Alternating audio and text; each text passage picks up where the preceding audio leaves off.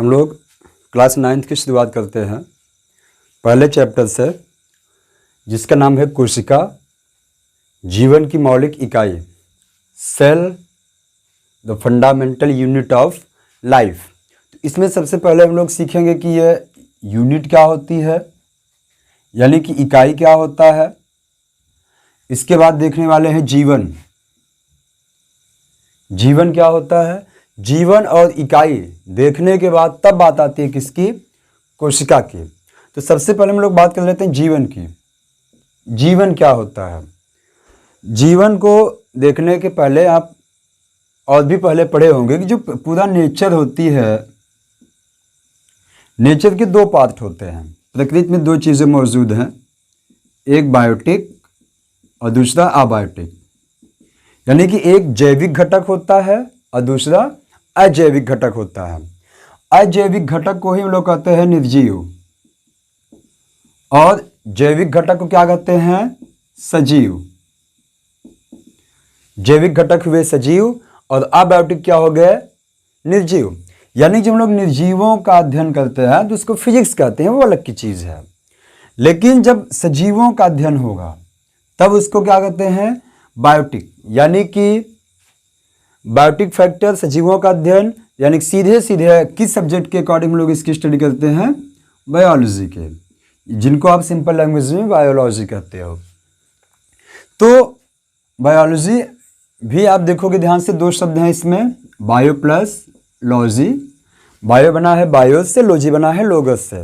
BIOS का अर्थ होता है लाइफ, लोगस की स्टडी, लोगस का अर्थ होता है स्टडी, यानी कि जो स्टडी ऑफ लाइफ है, जीवन का अध्ययन है, उसी को हम लोग क्या कहते हैं, जीव विज्ञान कहते हैं।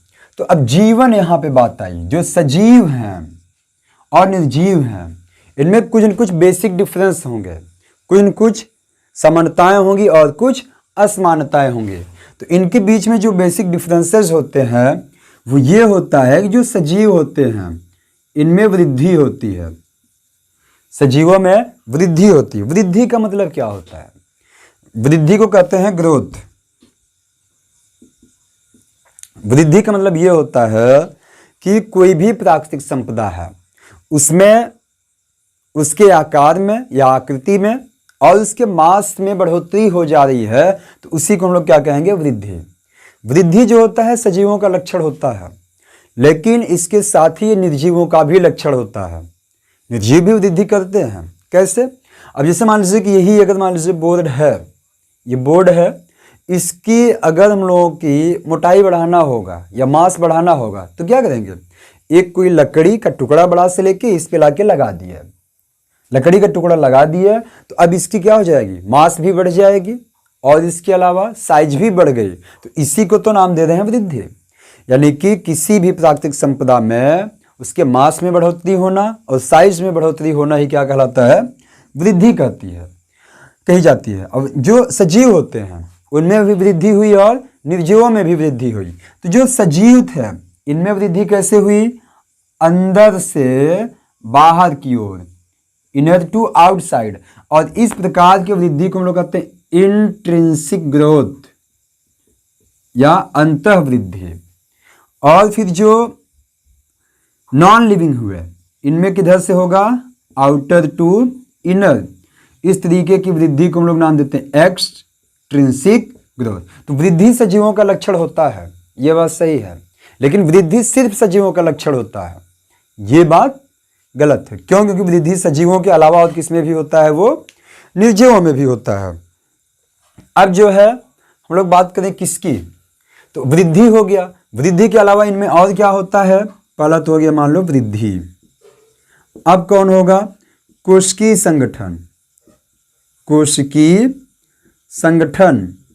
फिर अगला पॉइंट जो आता है इनका वो ये होता है मेटाबॉलिक एक्टिविटी या उपापचयी क्रियाएं आप कहते हो, उपापचयी क्रियाएं, मेटाबॉलिज्म। इसके अलावा जनन, फिर चेतना। ये जो इतने लक्षण होते हैं किसमें होते हैं, सजीवों में। वृद्धि बात समझ में आई, कोशिकीय संगठन डिटेल हम लोग पढ़ने वाले हैं इस चैप्टर में, उपापचयी क्रियाएं जीवन के अंदर या जीवन को चलाने के लिए जो भी क्रियाएं होती हैं उन्हें जैविक क्रियाएं कहते हैं। और उपापचयी क्रियाएं क्या होती हैं कि जो कोशिका के अंदर जितनी भी क्रियाएं हो रही हैं, चाहे पाचन हो, श्वसन हो, सारी चीज़ें क्या कही जाती हैं? उपापचयी क्रियाएं। बात आई जनन की, रिप्रोडक्शन, यह एक जैविक प्रक्रिया होती है जिसमें कोई भी जीव अपने ही समान नए जीवों को उत्पन्न करता है। फिर बात आती चेतना। चेतना क्या होती है? चेतना को आप ऐसे समझ सकते हैं कि जैसे मान लीजिए कि कोई छोटा बच्चा है और वो आप उसके साथ खेल रहे हैं, थप्पड़ लगा रहा है आपको, 1 बार 2 बार 3 बार पीटा। अब जो है उसके साथ आप डांटेंगे उसको, फिर से वो और मारेगा। तो अब एक समय ऐसा है जब आप उसको बहुत तेजी से डांट देंगे। क्यों? क्योंकि वो आपको ज़्यादा पीट रहा है। कहते नहीं कि पानी अब सर से ऊपर हो रहा है, तो वही चीज़ यहाँ पे होगा। अब अपने आप का बचाव आपने किया उस छोटे बच्चे से, वही क्या है यहाँ पे? चेतना है। तो ये सारे लक्षण जितने भी होते हैं सब किसके लक्षण होते हैं? सजीवों के। और जिनमें ये सारे लक्षण होंगे उसी को हम लोग सीधे सीधे क्या कहेंगे? उनमें जीवन है, यानी कि वे सजीव हैं। अब इसके बाद बात आती है इकाई की। इकाई क्या होती है? इकाई समझने के लिए हम लोग ये देखते हैं कि जैसे मान लीजिए कि कोई एक बड़ा सा ये पदार्थ है, बड़ा सा ये पदार्थ है, ये और छोटे छोटे पदार्थों से मिलकर बना होगा, यानी कि कई छोटे छोटे पदार्थ मिलकर एक बड़े पदार्थ का निर्माण किए होंगे। तो उसका जो सबसे छोटा वाला पदार्थ है वही क्या है? इकाई है। जैसे एक एग्जांपल के थ्रू हम लोग समझते हैं घर में आपका ईंट, सीमेंट, ये सारी चीज़ें लगती हैं, लेकिन उसमें जो सबसे छोटी यूनिट है वो क्या होगी? ईंट होती है। अगर ईंट नहीं है तो घर का निर्माण नहीं हो सकता। तो हम लोग कह सकते हैं कि पूरे घर की इकाई क्या है? ईंट है। ठीक उसी तरीके से जो हमारे शरीर की इकाई है, जो हमारे शरीर में होता है छोटी इकाई, वो क्या होती है? कोशिका। तो इसीलिए चैप्टर का नाम यहाँ पे हुआ कोशिका, जीवन की मौलिक इकाई। मौलिक मतलब फंडामेंटल, मतलब जो सबसे छोटी यूनिट है, उससे छोटी और कोई यूनिट नहीं है। अब बात करें हम लोग कोशिका विज्ञान, कोशिका के अध्ययन को क्या कहते हैं?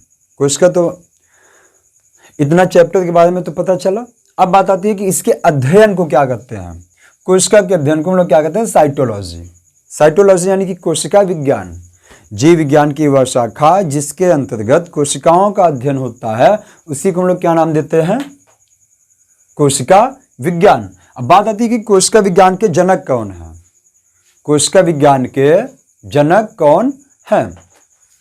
तो कोशिका विज्ञान के जनक होते हैं रॉबर्ट हुक। रॉबर्ट हुक हुए। अब भारतीय कोशिका विज्ञान के जनक कौन हुए? Professor A.K. शर्मा। इनका नाम पूरा क्या है? अरुण कुमार शर्मा। तो ये तो 2 बड़े इंपॉर्टेंट पॉइंट होते हैं कि इसके अध्ययन को क्या कहते हैं? कोशिका विज्ञान यानी कि साइटोलॉजी। इसके जनक कौन होते हैं? Robert Hooke. इसके भारतीय जनक कौन होते हैं? प्रोफेसर अरुण कुमार शर्मा।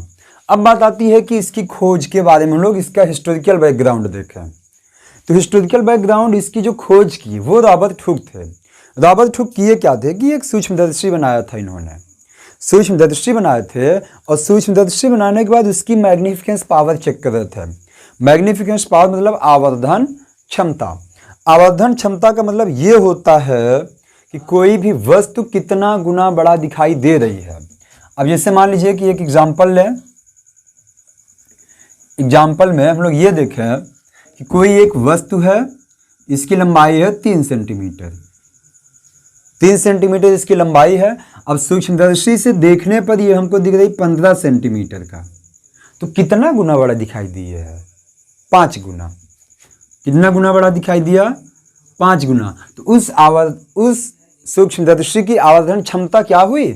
5। तो वही ये जो है उसी की आवर्धन क्षमता चेक कर रहे थे।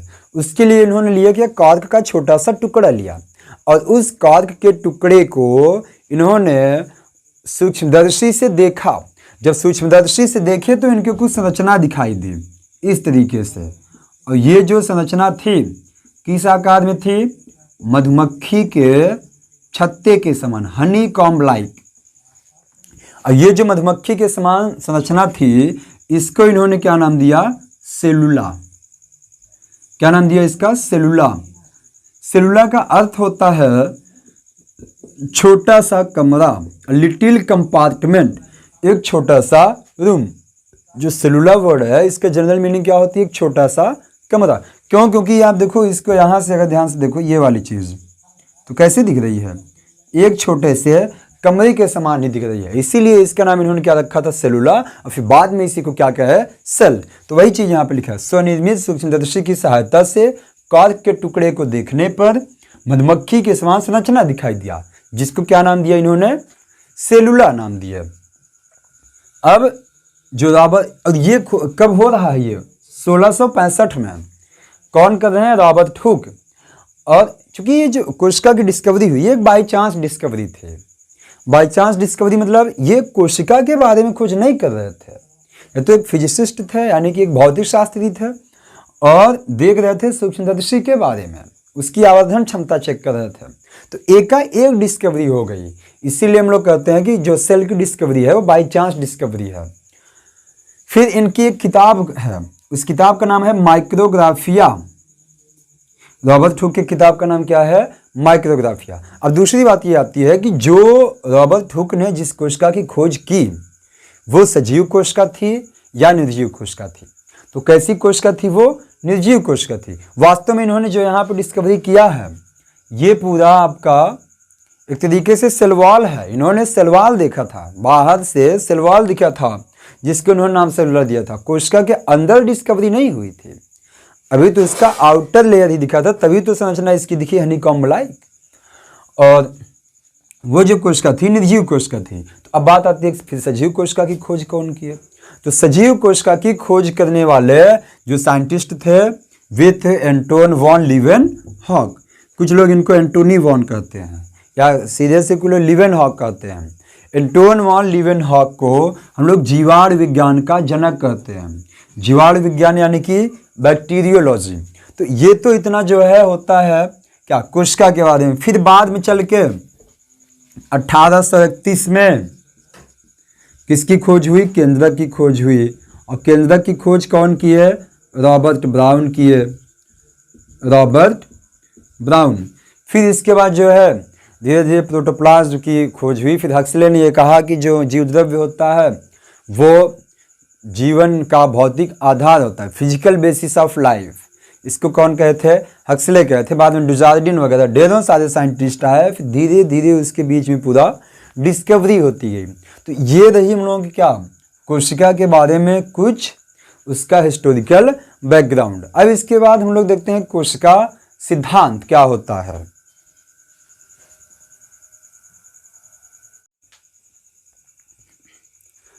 अब इतना हिस्ट्री जानने के बाद फिर आता है इसमें कोशिका सिद्धांत, यानी कि सेल थ्योरी। कोशिका सिद्धांत को 1838 में एक साइंटिस्ट थे मैथियस स्लाइडेन, ये कहाँ के थे? जर्मनी के। जर्मन के बॉटनिस्ट थे, यानी कि वनस्पति शास्त्री थे, पेड़ पौधों पे अपना अध्ययन कर रहे थे। और इन्होंने ये कहा कि पौधों का शरीर कोशिका से मिलके बना है। इन्होंने 1838 में जो मैथियस स्लाइडेन थे, इन्होंने ये बताया कि जितने भी पौधे होते हैं इन पौधों का शरीर किससे मिलके बना होता है? कोशिकाओं से मिलके बना होता है। फिर 1839 में, एक साल बाद, थियोडोर स्वान जो थे, ये ब्रिटिश के जंतु वैज्ञानिक थे, इन्होंने ये कहा कि जितने भी जंतु हैं सभी जंतुओं का शरीर किससे मिलके बना होता है? कोशिका से। तो जो स्वान थे इन्होंने फिर इस बात को सोचा कि एक साल पहले तो यही बात स्लाइडेन भी कहे हैं, तो ये दोनों मिल के कोशिका सिद्धांत को फार्मुलेट किए, यानी कि सेल थियरी बनाया। उसमें इन्होंने ये कहा कि सभी जीवों का शरीर कोशिका से मिलकर बना होता है, चाहे प्रोकैरियोटिक हो, चाहे यूकैरियोटिक हो, चाहे एक कोशिकीय हो, चाहे बहुकोशिकीय हो। पूरे ब्रह्मांड के जितने भी जीव हैं, चाहे जंतु हों, चाहे पादप हों, बैक्टीरिया हों, वायरस हों, जो भी हैं, सभी का शरीर, वायरस एक्सेप्शन में आता है, जितने भी जीव हैं सब के अंदर क्या होगी? कोशिका होगी। यानी कि सभी जीवों का निर्माण किससे बना होगा? कोशिका से होगा। जैसे घर बना था ईंटों से मिलकर, वैसे शरीर का निर्माण किससे होगा? कोशिका से। फिर इन्होंने कहा कि कोशिका जीवन की संरचनात्मक एवं क्रियात्मक इकाई होती है। दो शब्द हैं यहाँ पे, एक है संरचनात्मक, दूसरा है क्रियात्मक। संरचनात्मक मतलब संरचना का निर्माण हुआ है, यानी जितने भी जीव हैं सभी का जो संरचनात्मक इकाई है, यानी कि जो शरीर की संरचना हुई है, रचना हुई है, किससे हुई है? कोशिका से। और शरीर के अंदर जो भी क्रियाएं हो रही हैं सब किसके अंदर हो रही हैं? कोशिका के अंदर क्रियाएं हो रही हैं, इसलिए कहे क्रियात्मक। संरचना है इसलिए कहे संरचनात्मक। तो दो पॉइंट निकल के आते हैं कोशिका सिद्धांत में कि सभी जीवों का निर्माण कोशिका से मिलकर बना होता है या कोशिकीय उत्पादों से मिलकर बना होता है। फिर कोशिका जीवन की संरचनात्मक और क्रियात्मक इकाई होती है। फिर ये सेल थ्योरी की एक कमी थी, कोशिका सिद्धांत की एक कमी थी, वो ये कि ये बात नहीं एक्सप्लेन कर रही थी कि नई कोशिकाओं का निर्माण कैसे हो रहा है, जो नई कोशिकाएं बन रही हैं उनका निर्माण किस तरीके से हो रहा है, यह बात ये दोनों लोग नहीं बता पाए थे। फिर 1855 में रुडोल्फ विर्चो ने एक शब्द कहा, एक वर्ड इन्होंने कहा कि ओमनी सेलुला ई सेलुला, अर्थात new cells are arises from pre existing cells, यानी कि जो नई कोशिकाएं होती हैं इनका निर्माण पुरानी कोशिकाओं के विभाजन के फलस्वरूप होता है। जैसे आप ये समझो कि ये कोई एक कोशिका है, इस कोशिका से कितनी कोशिकाएं बन गई? 2 कोशिकाएं। कैसे? इनमें ऐसे हुआ विभाजन। इनमें जब विभाजन हुआ तो जैसे मान लेते हैं ये ए था, ये बी और सी, 2 कोशिकाएं बन गई ए से। अब ये जो बी कोशिका है किससे बनी है? ए से बनी है। सी कोशिका किससे बनी है? ए से बनी है ना। यानी कि बी और सी कब बनी? जब ए विभाजित हुआ 2 भागों में, तब। तो वही बात इन्होंने बताया कि नई कोशिकाओं का निर्माण पुरानी कोशिकाओं के विभाजन के फलस्वरूप होता है। तो हम लोगों का अब जो कोशिका सिद्धांत का दोनों पॉइंट है और रुडोल्फ विर्चो का ये जो पॉइंट है ओमनी सेलुला ए सेलुला, इन तीनों पॉइंट को अगर हम लोग मिलाते हैं तो एक वर्ड यूज होता है सेल डॉक्ट्रिन्स, जिनको आप कहते हो। कोशिका सिद्धांत के दोनों पॉइंट और रुडोल्फ विर्चो वाला पॉइंट मिला के क्या कहा जाता है? उसको सेल डॉक्ट्रिन्स कहा जाता है। कुछ कोशिकाओं के अपवाद भी होते हैं, कोशिकाओं के कुछ अपवाद भी होते हैं, जैसे इनके एक्सेप्शन हैं जो कि कोशिका का पालन नहीं करते। एक्सेप्शन इनके क्या क्या होते हैं? अपवाद। अपवाद में आपका पहले नंबर पे आता है वायरस, फिर आता है आरबीसी, फिर आता है आपका कंपेनियन सेल के साथ जो होती है सीव ट्यूब सेल, एसिटाबुलेरिया। ऐसे ही ढेरों सारे, ये एसिटाबुलेरिया एक प्रकार का ग्रीन एल्गी है, हरा शैवाल है। ऐसे ही ढेर सारे अपवाद होते हैं किसका? कोशिका के। वायरस के बारे में हम लोग कहते हैं कि सजीव और निर्जीव के बीच की कड़ी है, सजीव और निर्जीव के बीच की कड़ी होती है। आरबीसी को अपवाद क्यों कहते हैं? क्योंकि इसके अंदर न्यूक्लियस नहीं होता, केंद्रक नहीं होता है। सीव ट्यूब सेल के अंदर भी जो है केंद्रक नहीं होता है। इनकी सहायता करने वाले कौन होते हैं? कंपेनियन सेल, यानी कि सहचर कोशिकाएं होती हैं। डिटेल हम लोग जब ऊतक पढ़ने लगेंगे तो वहाँ पे इसके बारे में डिटेल स्टडी पूरा कर लेंगे। तो अभी के लिए हम लोगों ने ये कोशिका देखा, कोशिका की डिस्कवरी कैसे हुई, फिर इसके बाद कोशिका सिद्धांत क्या होता है, उसको देने वाले कौन कौन थे? श्लाइडेन और स्वान। श्लाइडेन 1838, स्वान 1839, ये दोनों मिल के जो है 39 में ही फॉर्मुलेट किए थे सेल थ्योरी। और ये रहे कुछ सेल थ्योरी के अपवाद, यानी कि कोशिका सिद्धांत के अपवाद। अब इसके बाद हम लोगों को देखना होता है कि कोशिका की क्या आकार होती है, उनकी क्या आकृति होती है। ठीक,